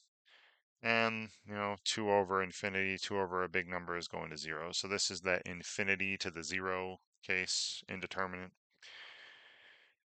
So like I did earlier, with these, anytime you're doing these indeterminate powers, take the expression we're working at. I'm going to write it as e raised to the natural log of that expression. And then use that power property to pull the 2 over x out front, right? So now I have e to the 2 times the natural log of 8x, over x, right? 2 over x was pulled out, so I'm gonna, there's my power as a fraction. And let's take a look at that, right? Again, e will stay e. So let's see what happens to the power. Right, so let's see what happens. What's the limit as x approaches infinity of just the power, right? So this is just the power. Don't forget that base e is still there. So I got this fraction, 2 times the natural log of 8x divided by x. Now again, I know that polynomials grow faster than logs. So this is going to be 0. The denominator will dominate the numerator. But let's see. Okay, the numerator would be going to infinity, positive infinity. The denominator would be going to positive infinity, right? So I can apply L'Hopital's rule and say this is the limit as x approaches infinity of the ratio of their derivatives, which would just be 2 over x, up top over 1 down here. Well, that's just 2 over x. And 2 over x, when x gets huge, it's going to 0. Right. Now, that's not the answer. That's just what the power is approaching. So our limit overall, right, is, go through the flow here, go through the line here, is e to the 0 power, right, which is 1. Right. So our limit overall, right, for the entire expression is 1. I mean, you could put e to the 0 as well, but that's just one. All right. Okay. All right, so here's an indeterminate product once again. So this is that zero, one factor is going to 0, the other factor is going to some kind of infinity. And remember, with these indeterminate products, I want to rewrite it as a fraction. I want to have a fraction, right, show up in all these things, so I can apply L'Hopital's rule. So the limit as x approaches 0 from the right, and then our product here has 7x times, and then the tangent of 7x plus pi over 2. So, like I said, this 7 times x factor, that's going to 0 if x is going to 0.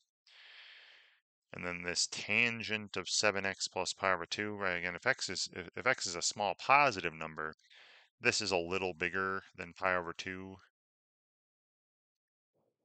So remember, the tangent of something a little larger than pi over 2, that would be a quadrant 2 angle, so have negative tangents. That'd be going to negative infinity if x is approaching 0, from the right.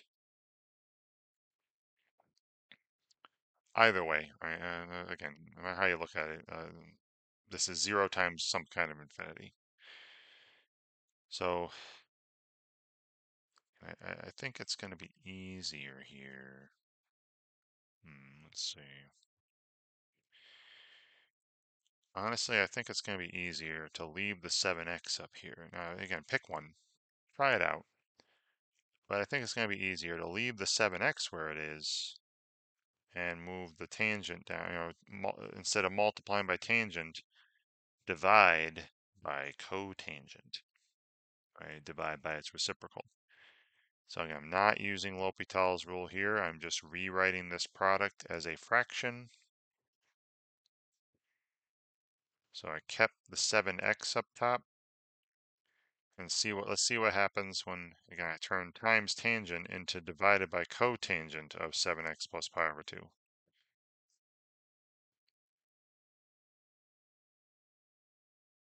All right, so now I have the numerator approaching 0, denominator approaching, remember cotangent of pi over 2 was 0. All right, if x approaches 0, this would approach the cotangent. This would approach 0 now. So now I'm in the case where I have this, 0 over 0 indeterminate form. So now we can apply L'Hopital's. So this should be the limit as x approaches 0 from the right of the derivatives of these, right? Ratios of these derivatives. So 7x would be 7. Or the derivative of cotangent of something was negative, cosecant squared of that thing, 7x plus pi over 2. But then times the derivative of 7x plus pi over 2 would be 7 again. So the 7's canceling. I'll just put negative 1 up top, right? Because 7 over negative 7. So you have negative 1 up top, and then this cosecant of squared of 7x plus pi over 2. So the numerator is, negative 1. That's a constant. And then when x is near 0, this is near 7 times 0, 0 plus pi over 2. This is near pi over 2. Remember, the cosecant of pi over 2 was 1. This would be 1 squared. So negative 1 over 1 or negative 1. Our limit here is negative 1.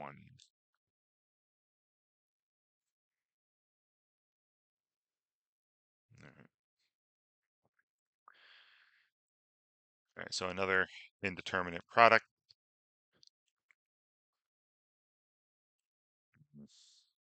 Okay.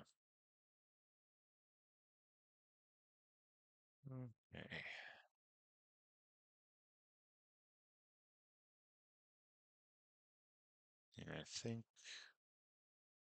Yeah, I think it would be, all right, so this time, again, you gotta pick which factor to put divided by its reciprocal, or when you're changing it to a fraction.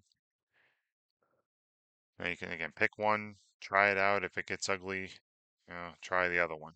Right, so I got the limit here as x approaches infinity of a product. That's going to be one of those indeterminates. You got 9x cubed times, and then this cosine, and then inside the cosine here is 1 over 9x to the 6th plus pi over 2. All right, so you'll see this is indeterminate, right? You got 9x cubed. If x goes to positive infinity, that's going to, positive infinity. And then this cosine of, when x goes to huge numbers, this 1 over 9x to the 6 would be going to 0. So this is getting close to the cosine of pi over 2, which was, 0. So we have our infinity times 0 case, indeterminate. So I'm going to again, not using L'Hopital's yet. I got to rewrite this as a fraction.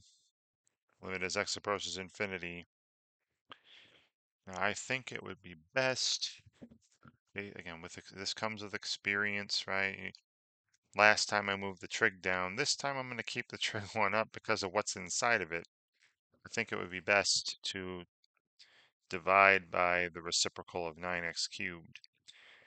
So we have, I'll keep this cosine of 1 over 9x to the 6th plus, pi over 2 up top,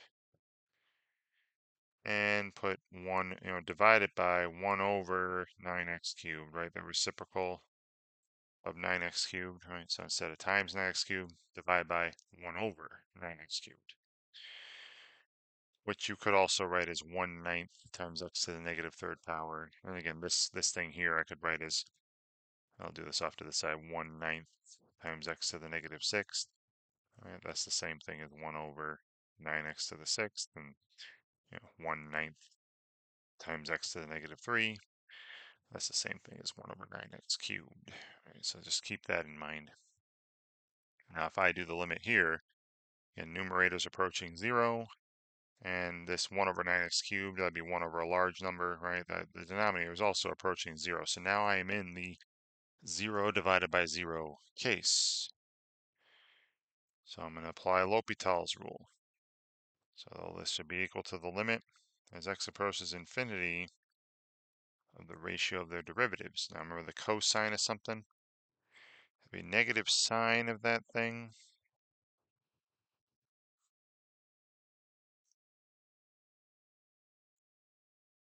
But then times the derivative of that, which if I look at it this way, right, the derivative of 1 over 9x to the 6th, that'd be negative 6/9 or negative 2/3 times x to the negative 7th. So negative 2 over 3, x to the 7th, right? That's the same thing as negative 2/3 times, x to the negative 7th.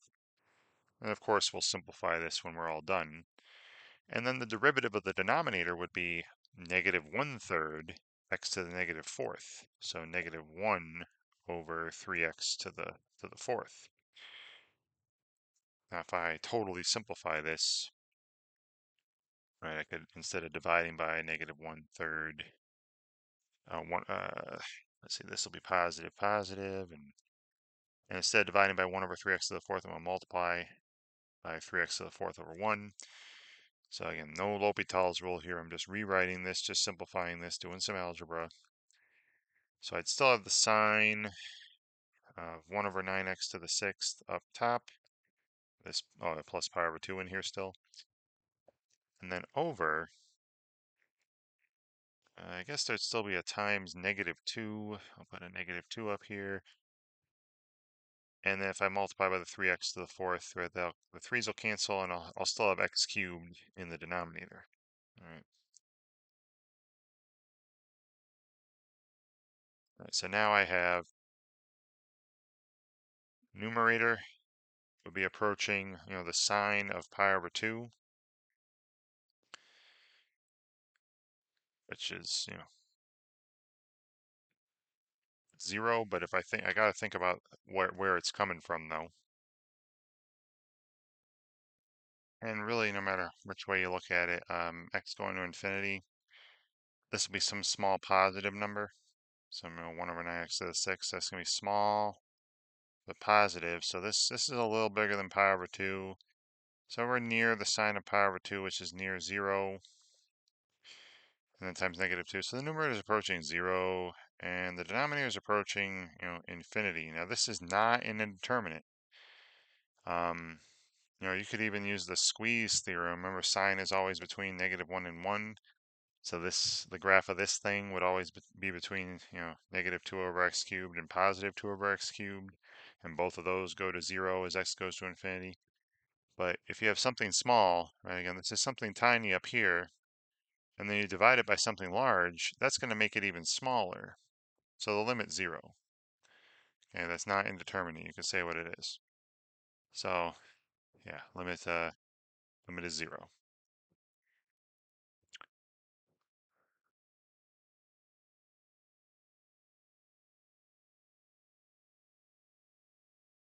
So that product one is done, it looks like. All right, so indeterminate power.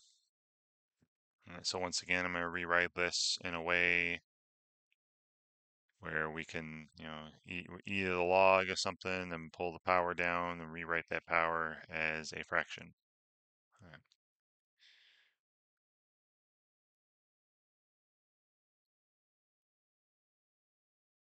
So here we have limits as x approaches 0 from the right. Now the base on this is e to the 8x minus 3x raised to the 1 over 9x power. All right, so if x approaches 0, this is approaching e to the 0, which is, 1 minus 0. So this is that 1, the base is approaching 1, and again, x is approaching some small positive number. So 1 divided by a small positive up here would be a large positive. So you got infinity. So this is that 1 to the infinity indeterminate form. But still, like the other two, 0 to the 0 and infinity to the 0. Like all those, I'm going to rewrite this. Take this e to the 8x minus 3x raised to the 1 over 9x power, and I'm going to rewrite this as e to the natural log of this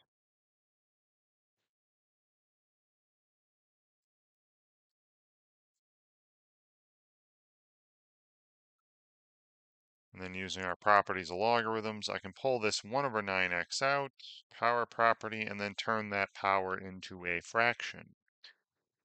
So this is e to the natural log of e to the 8x minus 3x. Oops, sorry, e to the, that's not the power, right? Minus 3x is down here. Then divided by 9x, right? Because again, it's times 1 over 9x. So there's my power. So again, just look at the power now, but don't forget that the e base is still there. Let's see what happens as we take the limit as x approaches 0 from the right of this, this fraction now. Natural log of e to the 8x minus 3x divided by, just 9x. Now, if you look at this, this is one of those indeterminate fractions, indeterminate quotients. The numerator would be approaching the natural log of 1, which is 0. And the denominator would be approaching, 9 times 0. So 0 over 0. Got the 0 over 0 case. So I can apply L'Hopital's rule. It should be equal to the limit as x approaches 0 from the right of the ratio of their derivatives. Now the derivative of the natural log of e to the 8x minus 3x, that'd be 1 over, e to the 8x minus 3x. But then in the numerator, right, times the derivative of e to the 8x minus 3x, which would be 8 e to the 8x minus 3. So that's the derivative of the numerator. And then divided by 9, so that'd be times 1/9. I'm just going to write this, okay? The derivative of the denominator is 9. So divided by 9, same thing as times 1/9. All right, so now if I have x approach 0, this is approaching 8 minus 3, so 5, over, this is approaching 1 minus 0, so 1 times 1/9. This is 5/9. Our limit is 5/9 for the power. Remember, that's what the power is approaching. So careful with this, right? Don't forget that you got that base of e, right? So the overall limit is e to the 5/9 power, right? Whatever that value is. So this limit is e raised to the 5/9 power. Okay. Be careful you don't type in what the power is going to, right? If you just typed in 5/9, it would be wrong. All right, so another one with base to power here, indeterminate power. So again, 0 to the 0, or 1 to the infinity, or infinity to the 0. So let's see, what do we got here? Limit as x approaches 0 from the right. So this time the base is the cosine of 6x. And this is being raised to the power 1 over 4x squared.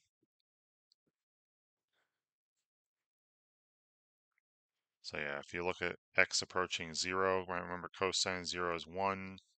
And then this would be 1 over some small number, so that'd be some large positive number. It's 1 over positive, 1 raised to the positive infinite power, right? So numerator's base is approaching 1, power is approaching infinity, indeterminate. It's one of those 7. All right, so I'm just going to skip ahead here. I've done a few of these now. This, if I rewrote this, would be e, and then I take the natural log of this and pull the 1 over 4x squared out. So we'd have the power written as a fraction would be the natural log of the cosine of 6x, and then divided by this 4x squared, right? Pull the 1 over 4x squared out. And then we'll focus on this, right? Focus on the power. Now, if x goes to 0, this is going to 0, this is going to 0. The power is in the 0 over 0 form. So I'll apply L'Hopital's rule to that, and we'll take the limit as x approaches 0 from the right of the derivatives of these. Now, this would be 1 over cosine 6x times negative sine 6x times 6. That'd be negative tangent of 6x, times 6.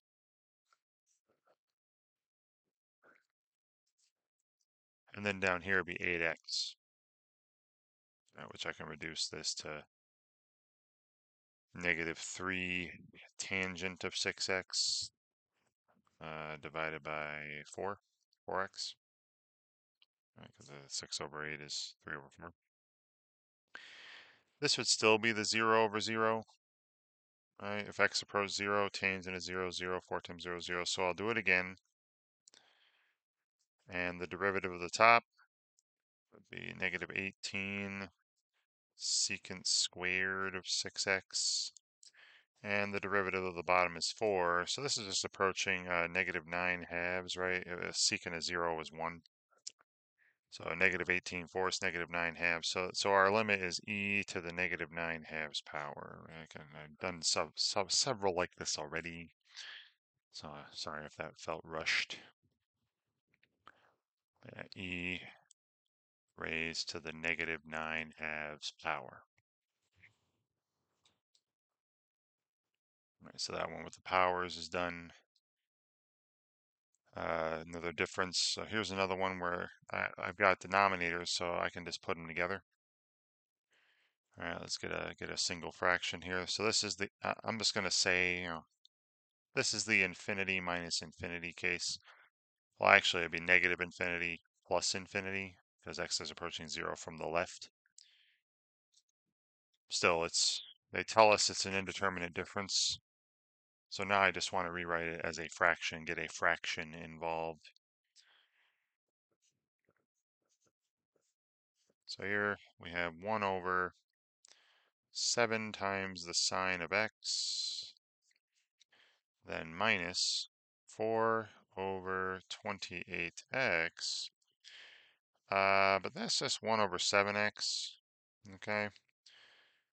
So I need to multiply this fraction by x over x and this fraction by sine x over sine x to get a common denominator, and then we can put them together.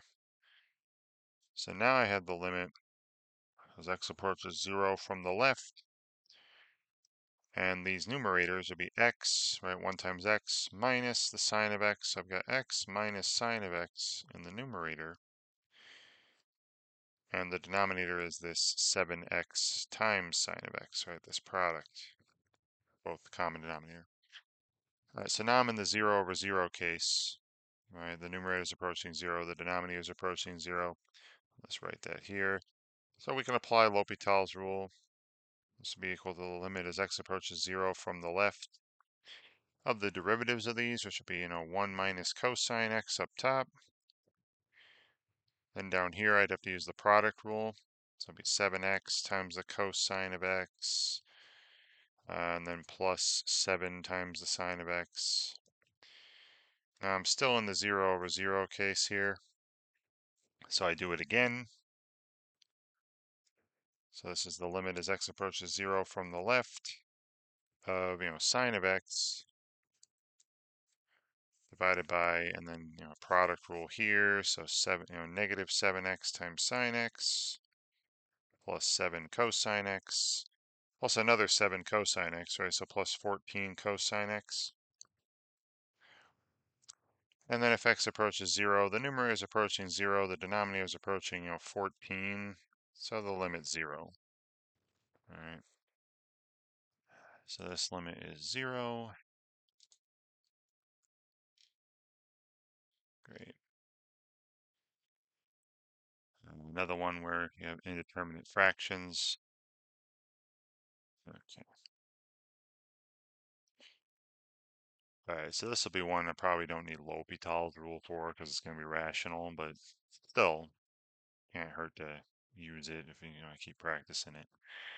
Now it is an indeterminate fraction, so that one term's going to infinity, the other one's going to negative infinity, right? So you gotta put them together somehow. Have a fraction show up in somehow for L'Hopital's rule to be used. So this is x approaching 9 from the right, and then this fraction here is 189 over 2x squared minus 22x plus 36. Then minus, 3x over 2x minus 18. So again, I know that they already told me it's an indeterminate difference, so I'm not going to check that this time. If I want to put these together, though, all right, this is 189. Got to factor the denominators, try to find some common factors. So I could pull a 2 out of each of these. Then you'd have x squared minus 11x plus 18, which would factor to x minus 9 times x minus 2. All right, then minus, and then here you got 3x. And then this factors a 2 times x minus 9. All right, so the only factor I need to multiply any of these by is this one by x minus 2 over x minus 2, right? That way they'll have the same denominator. And I'll distribute this, negative 3x here. So we'd have negative 3x squared, and then plus 6x, and plus 189 in the numerator. And then this, 2 times x minus 9 times x minus 2 in the denominator, or, remember this is just the 2x squared, or minus 22x plus 36. So now I'm in that 0 over 0 case now, right? The numerator would approach 0, the denominator would approach 0, and you can check that. So I do derivatives, right? So I'm applying L'Hopital's rule. Derivative of the numerator would be negative 6x plus 6. And the denominator would be, 4x minus 22, which if you factor a 2 out of, divide everything by 2 here, that'd be negative 3x plus 3 over 2x minus 11. And then as x approaches 9, the numerator here, negative 27 plus 3, that'd be negative 24. And then 18 minus 11 be 7. The limit's negative 24 sevenths. Double check that.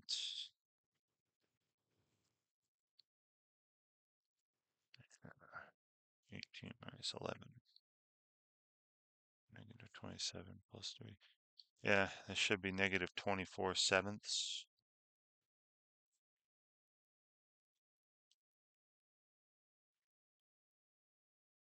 Wonderful. All right, so that indeterminate difference is done.